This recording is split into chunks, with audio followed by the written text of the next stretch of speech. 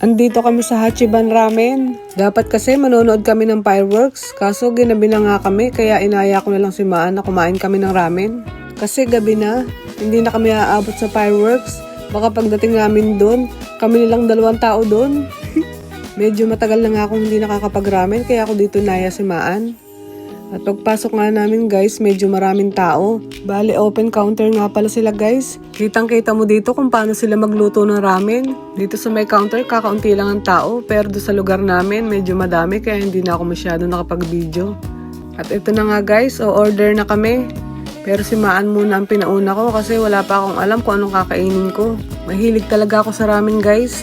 Kahit nung nasa Pilipinas pa, laging mami ang kinakain ko. Kaya minsan namimiss ko rin talagang kumain ng ramen. Ayan, at tapos na nga umorder si Maan. At tonkatsu ramen nga pala ang napili niya. Bali na dito na rin sa lamesa yung sauce ng gyoza. Meron na rin diyang vinegar, yung pepper, chili, at saka yung chopsticks. Dati waiter ang lumalapit dito, ngayon touchscreen na rin. Maganda na rin yung naisip nila kasi para pag busy at maraming tao, hindi na sila maaabala sa pag-order. Ito nga pala guys, meron nga din pala sa Japan na cold ramen. Ganyan ang kinakain ng mga Japanese, lalo na at mainit na ang panahon. O diba guys, picture pa lang, nakakatakam na. At ayan, no-order nga pala ako ng kakainin ko. Pero medyo natagalan nga kasi hindi ko pa alam kung anong gusto ko talaga. Kasi kalimit ng kinakain ko, shoyu ramen lang.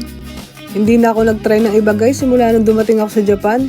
Kasi baka mamaya hindi ko magustuhan yung lasa, masayang lang.